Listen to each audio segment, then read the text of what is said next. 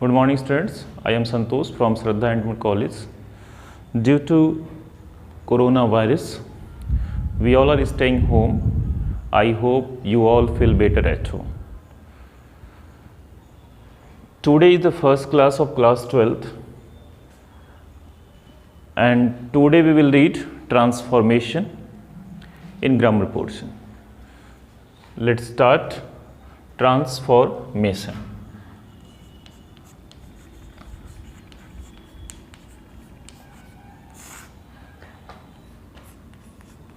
आज हम लोग ट्रांसफॉर्मेशन पढ़ेंगे। ट्रांसफॉर्मेशन मीन्स क्या होता है? ट्रांसफॉर्मेशन मीन्स होता है वाक्य परिवर्तन। क्या होता है? वाक्य परिवर्तन। बच्चों, वाक्य परिवर्तन, पहले ट्रांसफॉर्मेशन का मतलब समझ लेते हैं। आप लोग प्रायः देखते हो कि गांव में ट्रांसफॉर्मेशन होता है, ट्रांसफार्मर, स्टेबलाइजर हम लोग यूज़ करते हैं। तो इस ट्रांसफार्मर का क्या कार्य क्या होता है? Good morning, students. I am Santosh from Shraddha Intermediate College, Kachnar, Ratla, Varanasi. Due to coronavirus, we all are staying at home. I hope you all feel better at home. Today is the first class, and today we will read transformation. तो आइए बच्चों जानते हैं transformation होता क्या है। Transformation means होता है वाक्य परिवर्तन। वाक्य परिवर्तन से क्या तात्पर्य है, पहले इसे समझ लेते हैं। बच्चों, आप लोगों को पता होगा ट्रांसफार्मर जानते होंगे। ट्रांसफार्मर जो बिजली के लिए उपयोग किया जाता है। तो ट्रांसफार्मर का कार्य क्या होता है? उसे हाई वोल्टेज मिलता है, वो मुझे लो वोल्टेज देता है, लेकिन देता तो बिजली ही है। देता है कि नहीं देता है? तो इस ट्रांसफॉर्मेशन में क्या होगा, हमें एक सेंटेंस मिलेगा और सेंटेंस को हमें चेंज करना होगा किसी अनदर ग्रामेटिकल फॉर्म में। लेकिन हमें यह ध्यान देना होगा कि जो सेंटेंस हम चेंज कर रहे हैं, मीन्स जिस सेंटेंस को हम किसी दूसरे फॉर्म में चेंज कर रहे हैं, तो जो सेंस पहले आ रहा था सेम सेंस चेंज करने के बावजूद भी आए। मतलब वही है कि जब ट्रांसफार्मर का कार्य यही होता था कि वही बिजली देती थी, लेकिन बिजली लो वोल्टेज में देती थी, लेकिन देती तो बिजली ही थी। लेकिन यहाँ पे भी वही कार्य करना है कि हमें सेंस वही देना है, बस कुल रूप को क्या कर देना है, परिवर्तित कर देना है। यानी अगर हम इसको जाने तो इसका मतलब होता है, इसका इंग्लिश डेफिनेशन हम कहेंगे to change a sentence, to change a sentence without changing its sense is called transformation.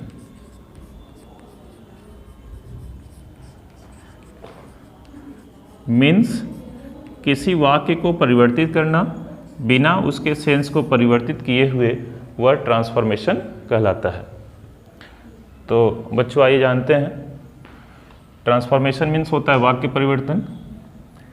इसमें सर्वप्रथम हम लोग पहला रूल पढ़ेंगे, removal adverb too. Removal adverb too. Removal का मतलब होता है, इसे हम कह सकते हैं सब्स्टिट्यूट। सब्स्टिट्यूट मीन्स होता है विस्थापित करना। सब्स्टिट्यूट मीन्स क्या होता है? विस्थापित करना। विस्थापित का भी मतलब समझ लेते हैं क्या होता है।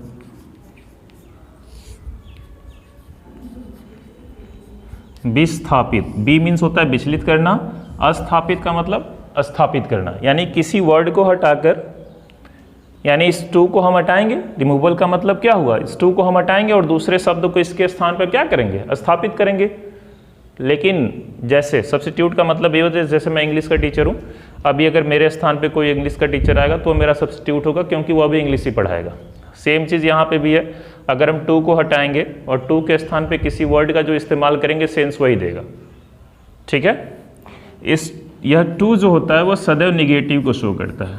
किसको शो करता है?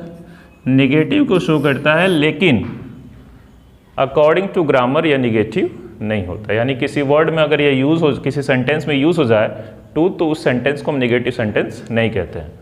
वह सेंटेंस तभी निगेटिव होगा जब उस सेंटेंस में नो या नॉट का यूज़ होगा, क्योंकि ग्रामर यही कहता है किसी सेंटेंस में यदि नो या नॉट यूज़ है तभी वह निगेटिव सेंटेंस है, अन्यथा वह निगेटिव सेंटेंस नहीं है। तो फिलहाल यह करता क्या है टू, केवल निगेटिव सेंस देता है, लेकिन अकॉर्डिंग टू ग्रामर निगेटिव नहीं होता है। ठीक, एक बार बच्चों फिर से जान लेते हैं। ट्रांसफॉर्मेशन मीन्स होता है वाक्य परिवर्तन, मीन्स किसी वाक्य को एक ग्रामर के रूप से किसी दूसरे ग्रामर के रूप में परिवर्तित करना, लेकिन हमें यह ध्यान देना है कि उसके भाव में कोई परिवर्तन ना हो, उसके सेंस में कोई परिवर्तन ना हो, वह ट्रांसफॉर्मेशन कहलाता है। ट्रांसफॉर्मेशन में हम लोग 3 सेंटेंस पढ़ते हैं। कितने सेंटेंस पढ़ते हैं? 3 सेंटेंस पढ़ते हैं। कौन सा? हम लोग 3 सेंटेंस पढ़ते हैं। पहला सिंपल, दूसरा कंपाउंड और तीसरा होता है कॉम्प्लेक्स। तो बच्चों आइए रिमूवल एरर 2 पढ़ने से पहले एक नज़र इस पर डाल लेते हैं कि होता क्या है वास्तव में। सिंपल सेंटेंस मीन्स होता है सरल वाक्य, कंपाउंड सेंटेंस मीन्स होता है संयुक्त वाक्य, कॉम्प्लेक्स सेंटेंस मीन्स होता है मिश्रित वाक्य। मीन्स हम लोग ट्रांसफॉर्मेशन में 3 सेंटेंस पढ़ेंगे, simple sentence, compound sentence and complex sentence. तो सिंपल सेंटेंस में ही सर्वप्रथम हम लोग रिमूवल एडवर्ब 2 पढ़ेंगे। हमने अभी आप लोगों को बताया कि रिमूवल मतलब होता है सब्स्टिट्यूट। सब्स्टिट्यूट मीन्स होता है विस्थापित करना। विस्थापित करने से तात्पर्य यही है कि हम इस टू को हटाएंगे और इस टू के स्थान पे किसी दूसरे शब्द को स्थापित कर देंगे, यानी किसी दूसरे शब्द को यूज कर देंगे, वही हमारा सब्स्टिट्यूट कहलाएगा। सब्स्टिट्यूट के का तात्पर्य यही है कि सेम अर्थ देने वाला होता है। तो टू सदैव किसको शो करता है? निगेटिव को। और हम आज यही पढ़ेंगे कि रिमूवल एडवर्ब 2, यानी हम टू को हटाएंगे तो किसका इस्तेमाल करेंगे। चलिए जानते हैं बच्चों रिमूवल एडवर्ब 2 में हम लोग क्या पढ़ेंगे। चलिए देखते हैं। एक सेंटेंस लेते हैं पहले। Rule number 1,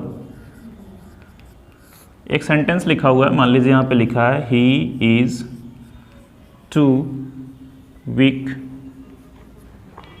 to walk. देखिए बच्चों, अगर किसी सेंटेंस में यह भी टू आया हुआ है और यह भी टू आया हुआ है, ठीक है, इस टू को हम एडवर्ब 2 बोलेंगे और इस टू को हम इन्फिनिटी 2 बोलेंगे। इन्फिनिटी 2 क्यों? टू कई रूपों में काम करता है, प्रीपोजिशन के रूप में काम करता है, कंजक्शन के रूप में काम करता है, इन्फिनिटी के रूप में काम करता है। यह इन्फिनिटिव कैसे हुआ? क्योंकि यह क्रिया के पहले यूज है। अगर यदि कभी भी टू क्रिया के पहले यूज हो तो इसका मतलब वह इन्फिनिटी 2 होता है। क्लियर? तो यह टू और यह टू दोनों अगर साथ में आए तो हम करते क्या हैं? इस टू के स्थान पे सो यूज करते हैं और इस टू को हटाते हैं। इस टू को क्या कर देते हैं? हटा देते हैं और इसके स्थान पर हम दैट यूज कर देते हैं। अब बच्चों आपको पता ही होगा दैट यूज करने का मतलब क्या है। अगर हम दैट यूज कर दिए तो इसका मतलब यह हुआ कि दैट इज अ कंजक्शन, और दैट कंजक्शन है तो सिंपल सी बात है, हमारे पास पहले तो सिंगल सेंटेंस था, कंजक्शन यूज कर दिया, इसका मतलब एक सेंटेंस और क्रिएट करेंगे। तो हम खुद से एक सेंटेंस बनाते हैं, तभी तो यह कंजक्शन का कार्य करेगा। तो हम करते क्या है? बहुत ईजी तरीका, ही ऐसे ही रहने देंगे, इज भी ऐसे ही रहने देंगे, टू के स्थान पर हमने सो यूज कर दिया, वीक ऐसे ही रहने देंगे, इस टू के स्थान पर हमने दैट यूज कर दिया। क्लियर? अब हम करते क्या है? अब यहाँ पर हम एक सेंटेंस कैसे बनाते हैं, देखिए हम यहाँ पे यह देखते हैं कि यहाँ पे जो सब्जेक्ट है वह नाउन है कि प्रोनाउन है। अगर नाउन है तो हम उसका प्रोनाउन लेके जाएंगे, अगर प्रोनाउन है तो प्रोनाउन ही उठा के लेके चले जाएंगे। तो यहाँ पे यह क्या है? प्रोनाउन है, नाउन तो है नहीं। अगर मान लीजिए यहाँ पे राम होता तो हम वहाँ पे ही लेके जाते, सीता होती तो सी लेके जाते, लेकिन यहाँ पे ही है तो हम ही लेके जाएंगे। तो यहाँ पे हम क्या लिखेंगे? ही। अब हम यह देखते हैं यह सेंटेंस किस टेंस से बिलोंग कर रहा है? प्रेजेंट टेंस है। तो हम करते क्या है? अगर प्रेजेंट टेंस है तो कैन का यूज करते हैं और पास्ट टेंस है तो कुड का यूज करते हैं। तो प्रेजेंट है तो हम क्या यूज करेंगे? कैन। क्लियर? अब हमने आपको पहले ही बताया था कि यह टू सदैव किसको शो करता है? नेगेटिव को। तो जैसे पहले सेंस देख लेते हैं कैसे नेगेटिव होता है। क्या कह रहा है? ही मीन्स वह, इज मीन्स है, टू मीन्स बहुत ही ज़्यादा, वीक मीन्स कमज़ोर है, टू वॉक मीन्स टहलने के लिए, वह टहलने के लिए बहुत ही ज़्यादा कमज़ोर है, यानी वह टहलने के लिए बहुत ही ज़्यादा कमज़ोर है, यानी उसके नेगेटिव पॉइंट को बता रहा है। नेगेटिव पॉइंट को बता रहा है कि नहीं बता रहा है? भाई मीन्स कमज़ोर है तभी तो वह टहल नहीं सकता है। तो यहाँ पे क्या कह रहा है? He is so weak that. अब हम इस कैन के पश्चात क्या यूज करेंगे? नॉट। बचा क्या हमारे पास? वॉक। क्लियर बच्चों? फिर से जान लेते हैं। देखिए अब नीचे का सेंस क्या आ रहा है, कह रहा है कि वह इतना कमजोर है कि वह टहल नहीं सकता है। बच्चों देखिए ध्यान से, सेंस वही आ रहा है। ऊपर वाले सेंटेंस में क्या कह रहा था कि वह टहलने के लिए बहुत ही ज्यादा कमजोर है, मीन्स वह इतना कमजोर है कि वह टहल नहीं सकता है। सेंस वही आ रहा है बच्चों की नहीं आ रहा है? क्लियर? फिर से जान लेते हैं एक बार। रिमूवल एडवर्ब टू में बहुत ही इजी तरीका, आराम से हम लोग चेंज कर लेंगे, बस ध्यान देने, थोड़ा सा ध्यान देना, आपको थोड़ा सा ध्यान दीजिएगा, बहुत ही अच्छे समझ में आएगा। यह टू है। रूल नंबर 1 में हम लोगों ने यही सीखा कि अगर वाक्य में एडवर्ब टू और इन्फिनेटिव टू साथ में आए तो हम वाक्य को इस प्रकार से चेंज करेंगे। क्लियर बच्चों? समझ में आया चीज? आइए एक आध सेंटेंस और देखते हैं।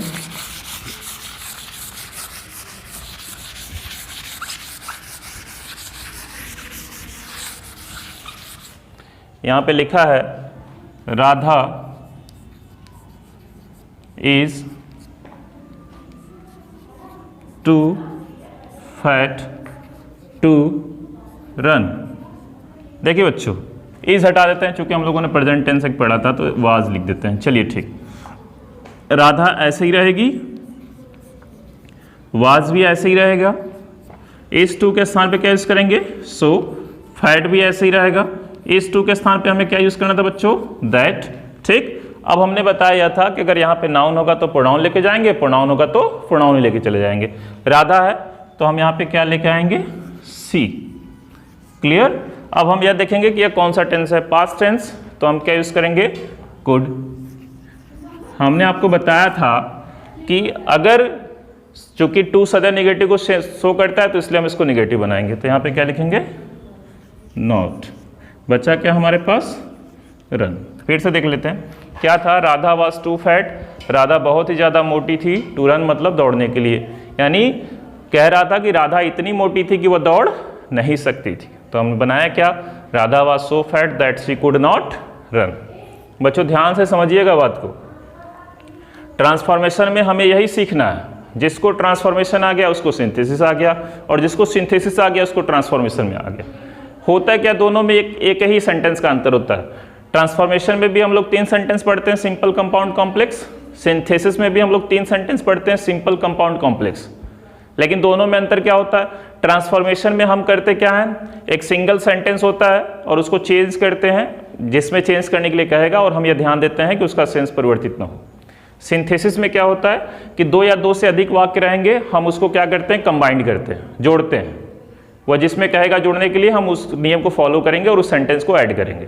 क्लियर? दोनों में यही अंतर होता है, लेकिन दोनों में एक सेंटेंस का अंतर होता है, सिंपल सेंटेंस का। सिंथेसिस में भी सिंपल सेंटेंस के रूल अलग होते हैं और ट्रांसफॉर्मेशन में भी सिंपल सेंटेंस के रूल अलग होते हैं। लेकिन कंपाउंड और कॉम्प्लेक्स की बात करेंगे तो सिंथेसिस और ट्रांसफॉर्मेशन में कंपाउंड और कॉम्प्लेक्स के रूल सेम होते हैं, दोनों में केवल यही अंतर है। सिंथेसिस में हमें वाक्यों को जोड़ना है और ट्रांसफॉर्मेशन में हमें वाक्य को परिवर्तित करना है किसी अन्य ग्रामेटिकल फॉर्म में। लेकिन ध्यान यह देना है कि पहले सेंटेंस में जो सेंस आ रहा था, सेम सेंस दूसरे सेंटेंस में भी आना चाहिए। क्लियर? अब इसके आगे हम लोग बच्चों कल अगले पार्ट में पढ़ेंगे। आज के लिए इतना ही। आप लोग ग्रामर का बुक उठाइएगा, उसमें देखिएगा। अगर इससे रिलेटेड कोई क्वेश्चन होगा तो आप हमें व्हाट्सएप के जरिए क्वेश्चन पुट अप कर सकते हैं। धन्यवाद।